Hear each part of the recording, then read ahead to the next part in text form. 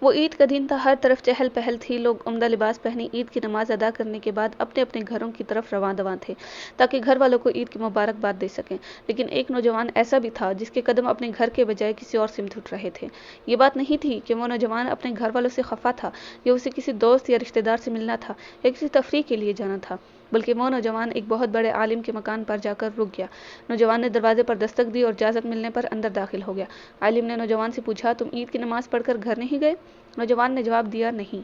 عالم نے کہا، کچھ کھا لو۔ نوجوان نے کہا، اس کی ضرورت نہیں۔